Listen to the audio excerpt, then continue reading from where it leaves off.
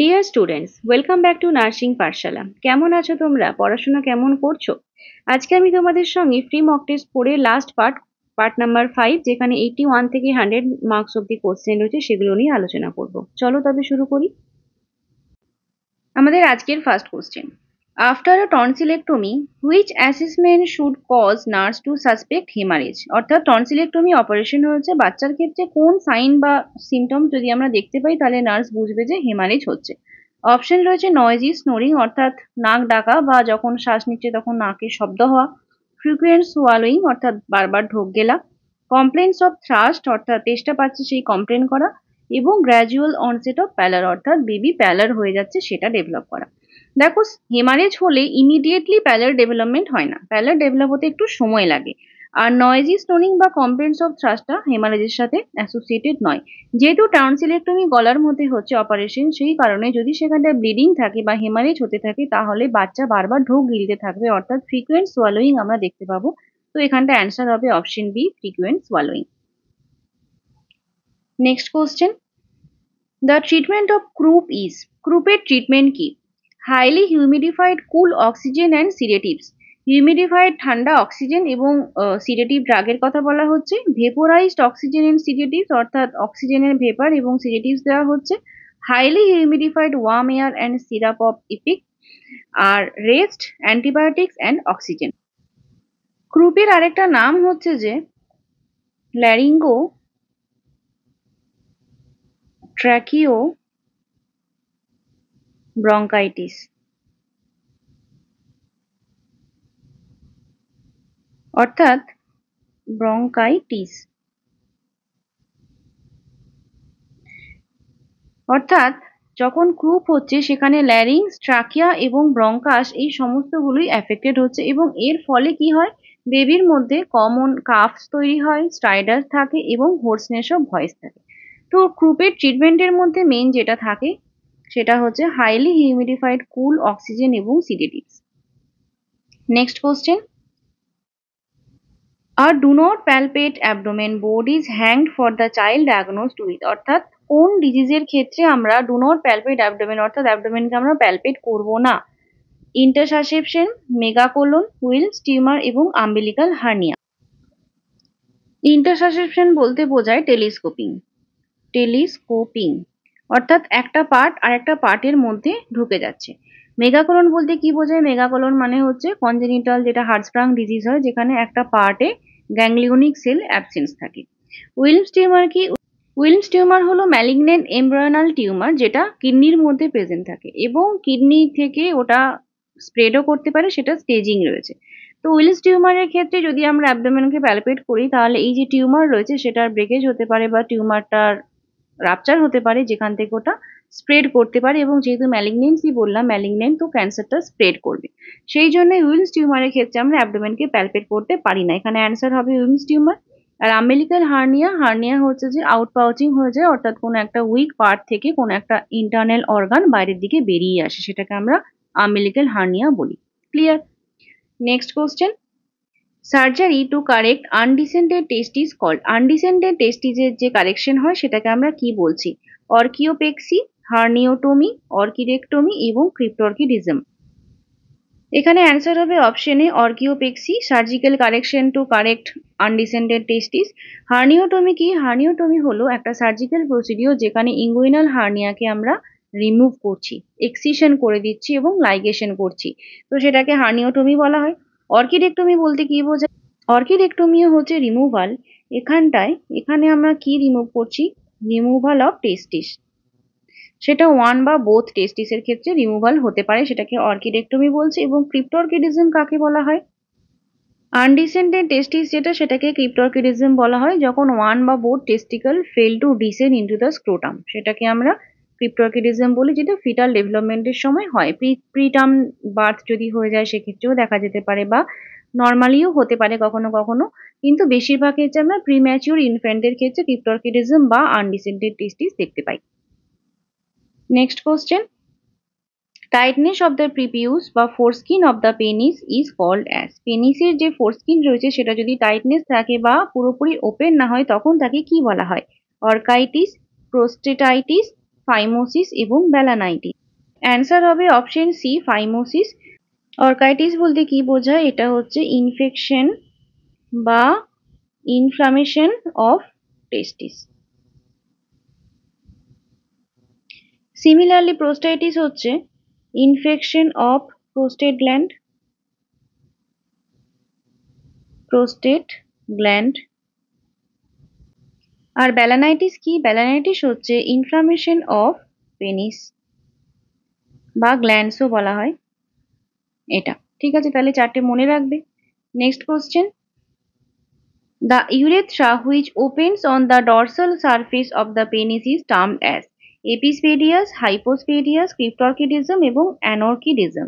ক্রিপ্টরকিডিজম already বললাম যেটা undescended টেস্টিস। এপিসপেডিয়াস এবং হাইপোস্পেডিয়াস একটা ডর্সাল অ্যাসপেক্টে হয় এবং একটা ভেন্ট্রাল অ্যাসপেক্টে হয়। তো এখানে অ্যান্সার কি হবে?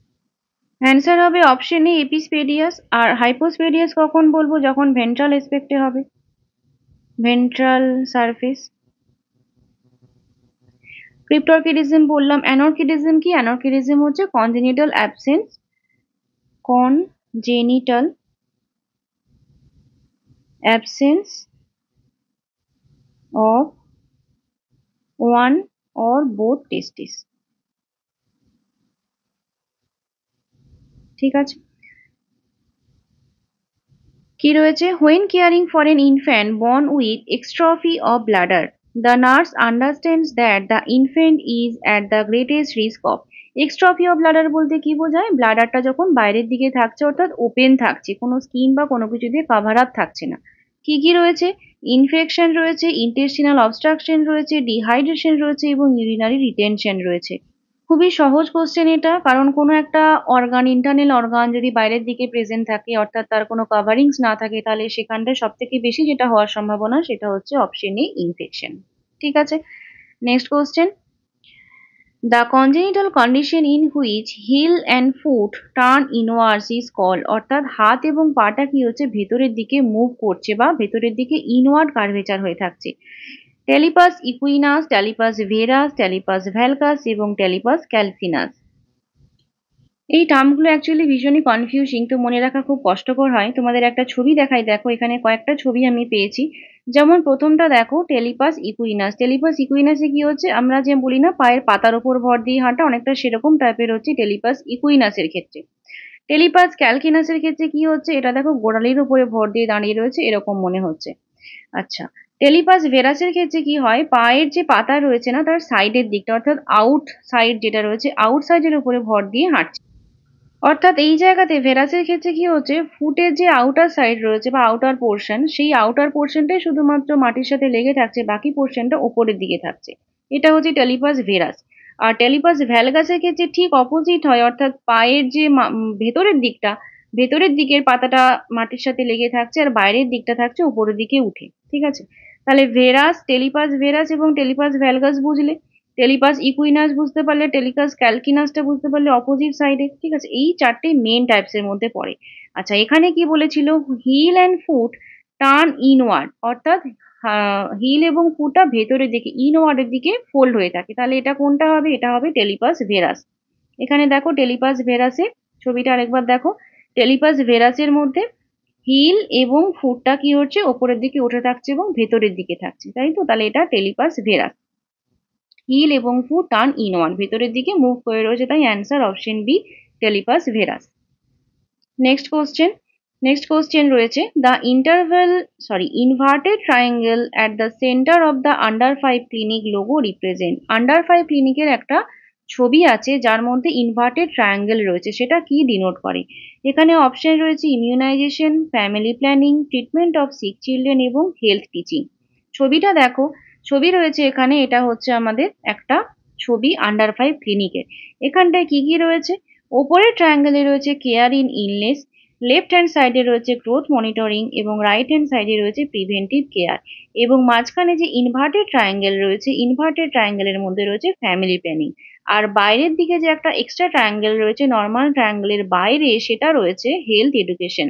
প্রত্যেকটা ট্রায়াঙ্গুলের প্রত্যেকটা পার্টে কি কি রয়েছে, প্রত্যেকটা পার্টের নাম মুখস্থ রাখবে।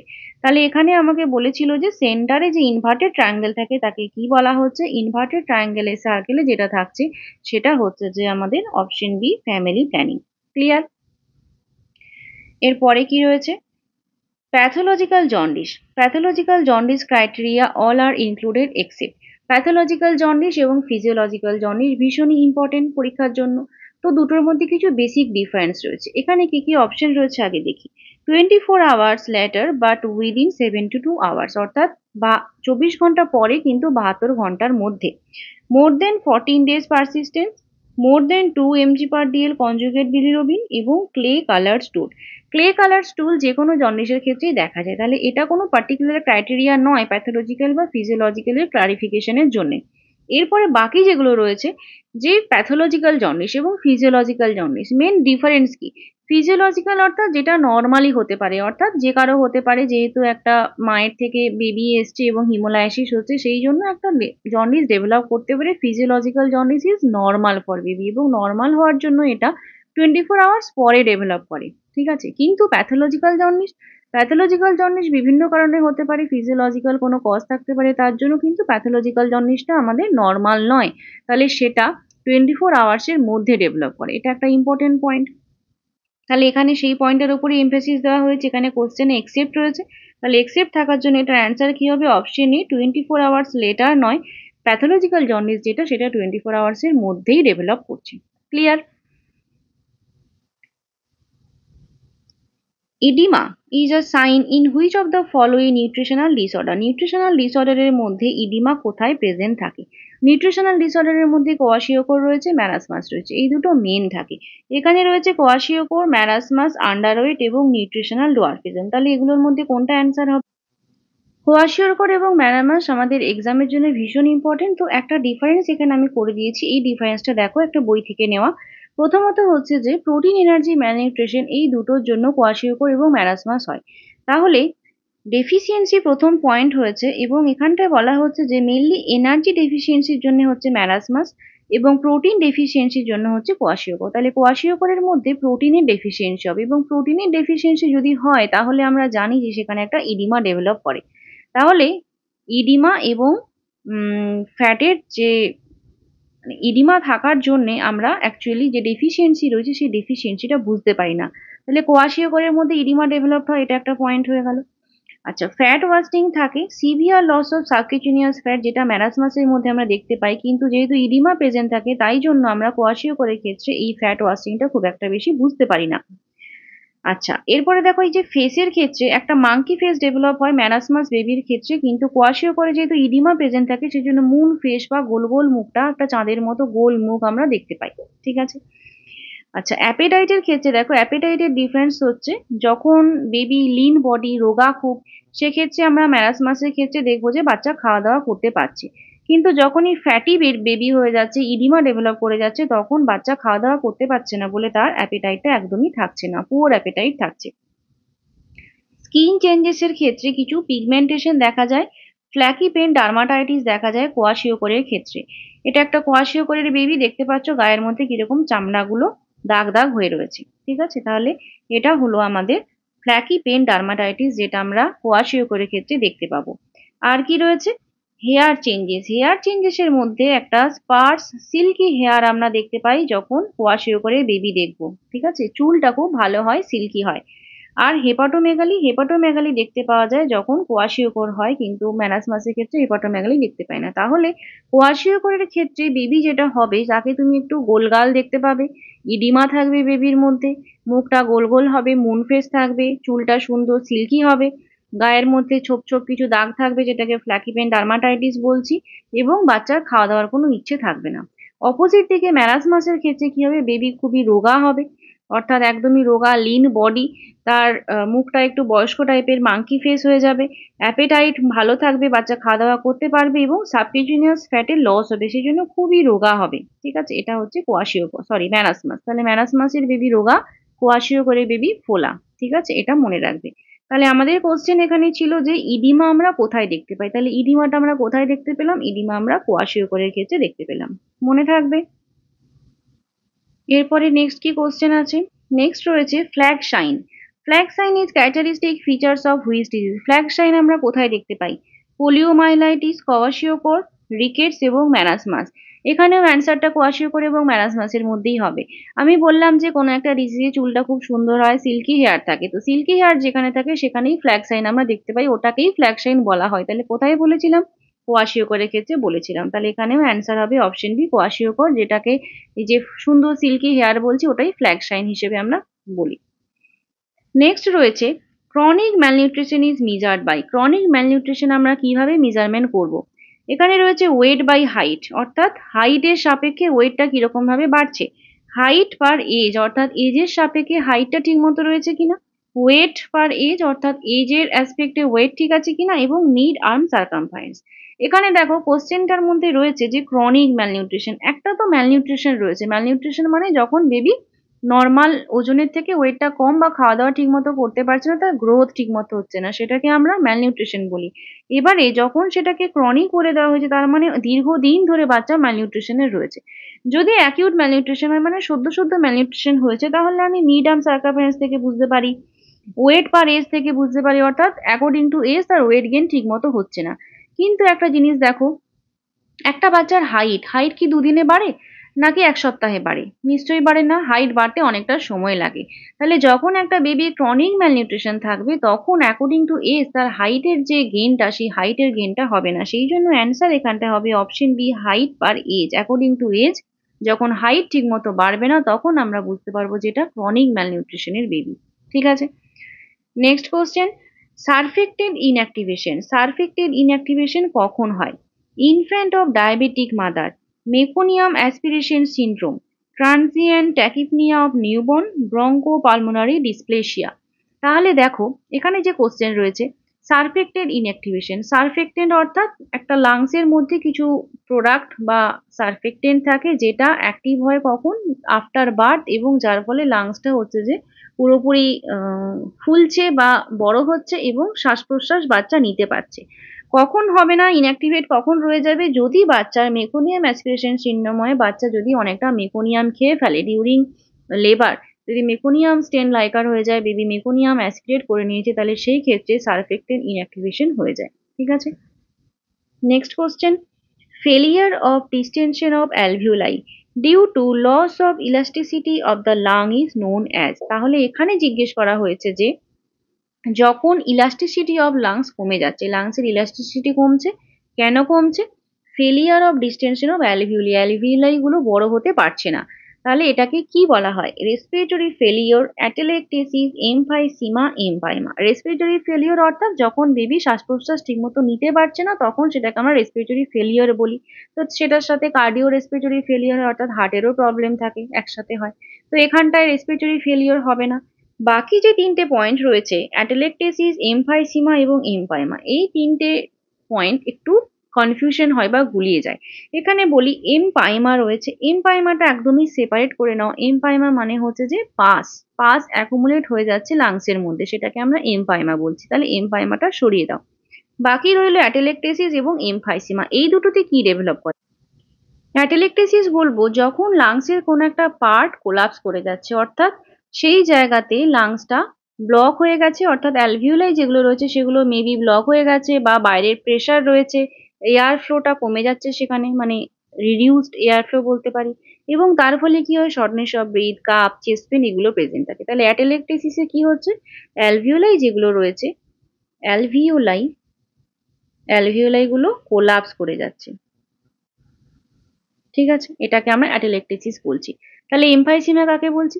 এমফাইসিমা বলছি যখন যে এয়ার শেক গুলো রয়েছে সেগুলো ড্যামেজ হয়ে যাচ্ছে, বা এটা একটা ক্রনিক লাং ডিজিজ বলতে পারি, যেখানটায় এয়ার শেক যেগুলো রয়েছে সেগুলো এনলার্জড হয়ে যাচ্ছে বা কখনো ড্যামেজ হয়ে যাচ্ছে। এটা কি কারণে হচ্ছে? কখনো স্মোকিং বা কোনো লাং ইরিট্যান্ট, যদি দীর্ঘদিন ধরে স্মোকিং করছে তাহলে সেক্ষেত্রে হতে পারে এমফাইসিমা। কি হয় এখানে? এখানেও শর্টনেস অফ ব্রিদিং হবে, হুইজিং হবে, কাফ হবে। তাহলে অ্যাটেলেকটেসিস এবং এমফাইসিমার মধ্যে ডিফারেন্স কি? ডিফারেন্স হচ্ছে যে যখন লাং পুরোপুরি কোলাপস হয়ে যাচ্ছে, তখন সেটাকে আমরা অ্যাটেলেকটেসিস বলছি। সেখানে অ্যালভিওলাই গুলো পুরোপুরি চুপসে গেল, সেখানে আর কোনোভাবে কিছু এয়ার পাস করছে না বা কিছু হচ্ছে না। এমফাইসিমা কখন বলবো?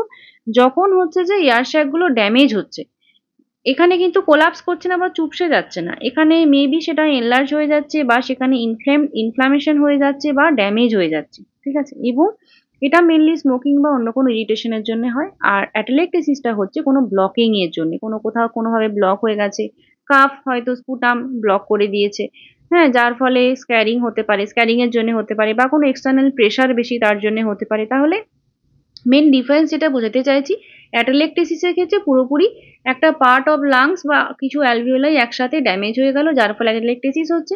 আর এমফাইসিমার ক্ষেত্রে এটা একটা ক্রনিক লাং ডিজিজ, যেখানে এয়ার স্যাকগুলো ধীরে ধীরে কি হচ্ছে, ড্যামেজ হয়ে যাচ্ছে।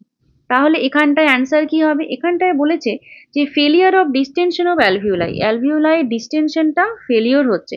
কেন? Loss of elasticity of the lung. আমি কিন্তু এখানটায় বলিনি যে অ্যালভিওলাই গুলো কোলাপস হয়ে গেছে বলে, এখানে আমি বলছি যে লাংসের ইলাস্টিসিটি কমে যাওয়ার জন্য আমার যে এয়ার সেটা মুভ করতে পারছে না, তার জন্য অ্যালভিওলাই গুলো ডিস্টেন্ড হতে পারছে না, ঠিক আছে। তাই জন্য এখানটা অ্যান্সার কি হবে? এখানে অ্যান্সার হবে অপশন সি, এমফাইসিমা। বুঝতে পারলে? যদি এরকম হতো যে কোনো ব্লকিং এর জন্য আমার অ্যালভিওলাই গুলো বাড়তে পারছে না বা কোথাও কোলাপস হয়ে গেছে লাংসের কোনো পার্ট, তখন সেটা অ্যাটেলেকটেসিস হতো। ক্লিয়ার? নেক্সট রয়েছে, in X-ray the heart of a child with tetralogy of Fallot appears. Tetralogy of ফ্যালোটের ক্ষেত্রে হার্টটা কি শেপের হয়? ইজি কোশ্চেন ছিল। টেট্রালজি অফ ফ্যালোট খুব ভালো করে বুঝিয়েছি আমি তোমাদের। টেট্রালজি অফ ফ্যালোটে বলেছিলাম যে হার্টের শেপটা কি হয়, বুট শেপের হয়, অর্থাৎ বুট জুতো যেরকম না, এইরকম টাইপের, এরকম টাইপের।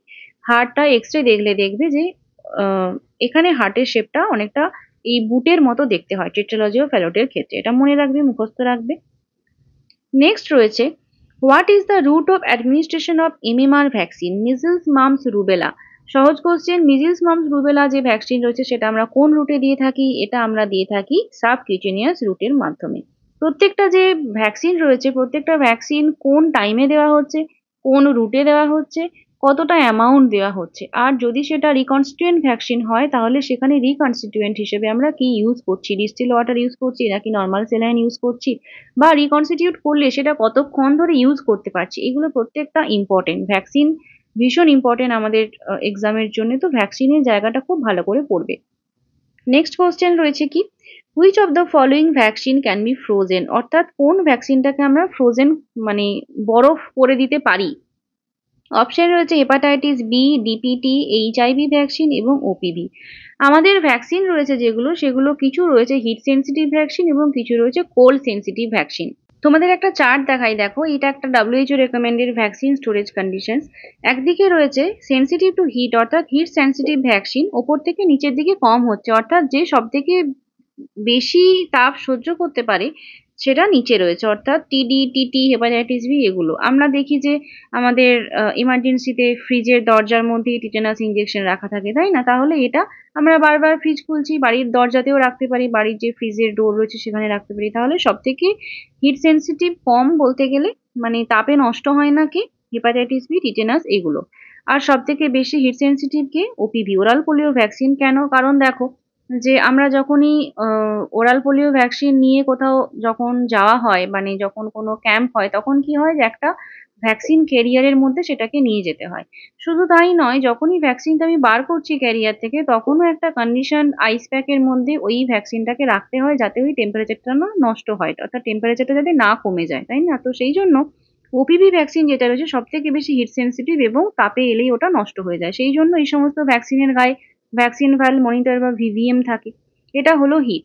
এরপর রয়েছে সেন্সিটিভ টু কোল্ড, অর্থাৎ কোন ভ্যাকসিন অতিরিক্ত ঠান্ডাতে নষ্ট হয়ে যায়। অতিরিক্ত ঠান্ডাতে নষ্ট হয়ে যায় বলতে গেলে মোস্ট সেন্সিটিভ, অর্থাৎ সব থেকে বেশি সেন্সিটিভ কে? সব থেকে বেশি সেন্সিটিভ হচ্ছে হেপাটাইটিস বি, ঠিক আছে। এখানে আমার কোশ্চেন ছিল যে কোন ভ্যাকসিনটাকে আমরা ফ্রোজেন করতে পারি। অপশন ছিল কি কি? হেপাটাইটিস বি, ডিপিটি, এইচআইভি এবং ওপিভি। তাহলে কি হবে? আমরা ওপিভি যে ভ্যাকসিন রয়েছে, ওপিভি ভ্যাকসিনটাকে আমরা ফ্রোজেন করতে পারি, বা এটা খুব ঠান্ডা সহ্য করতে পারে, ঠিক আছে। ওপিভি ভ্যাকসিন -20 ডিগ্রি অবধি আমরা ওপিভি ভ্যাকসিনকে রাখতে পারি। নেক্সট কোশ্চেন কি রয়েছে? নেক্সট রয়েছে, which among the following vaccine is least sensitive to heat. তাহলে সব থেকে কম সেন্সিটিভ হিটের জন্য কোন vaccine? Polio, MMR, hepatitis B, যেই। তাহলে আরেকবার চারটা দেখে নাও। লিস্ট সেন্সিটিভ টু হিটে কোন ভ্যাকসিন ছিল? Sensitive to heat, most sensitive, least sensitive. কোনটা ছিল? টিডি, টিটি এবং হেপাটাইটিস বি। তাহলে অ্যান্সার কি হবে? Option C, hepatitis B. Last question, Following DPT immunization, a child developed swelling and tenderness at the injection site. Injection site swelling এবং tenderness হয়েছে। A low grade fever and malaise, হালকা জ্বর এবং malaise. What is the appropriate nursing reaction? তাহলে DPT ইমিউনাইজেশনের পরে swelling হয়েছে, tenderness হয়েছে injection সাইটে, লো গ্রেড ফিভার এবং ম্যালেজ দেখা যাচ্ছে। কি হবে নার্সিং রিয়াকশন কি হবে? Ask the parents to take the child to emergency, বাচ্চাকে এমার্জেন্সিতে নিয়ে যেতে বলবো। Educate them that this is occurring because of allergy to the vaccine, এটা ভ্যাকসিনের অ্যালার্জির জন্য হচ্ছে। This is the expected reaction and teach them how to manage, এটা একটা এক্সপেক্টেড রিয়াকশন এবং কিভাবে ম্যানেজ করতে হয় সেটা শেখাবো। এবং in future avoid DPT injection to the child, অর্থাৎ ভবিষ্যতে ডিপিটি ইঞ্জেকশন অ্যাভয়েড করতে বলবো। এখানে অ্যান্সার কি হবে? ডিপিটি ভ্যাকসিনেশন ইমিউনাইজেশন যদি দেওয়া হয় তাহলে এই ফিভার, ম্যালেস এবং ইনজেকশন সাইটে টেন্ডারনেস এগুলো কমন সিমটমস। তাহলে এগুলো হচ্ছে আমার কমন সাইন সিমটমস এক্সপেক্টেড রিয়াকশনের মধ্যে পড়ে এবং ম্যানেজ করার জন্য আমরা প্যারাসিটামল দিতে বলি বাচ্চাদেরকে, পেনটা কমানোর জন্য, ফিভার কমানোর জন্য এইভাবেই ম্যানেজ করা হয়। ঠিক আছে, থ্যাংক ইউ সবাইকে পুরো ভিডিওটা দেখার জন্য। ভালো লাগলে লাইক, কমেন্ট ও শেয়ার করো। খুব তাড়াতাড়ি দেখা হবে আরো একটু ভিডিও নিয়ে। তোমরা সবাই খুব ভালো থাকবে এবং মন দিয়ে পড়াশোনা করবে। Bye bye.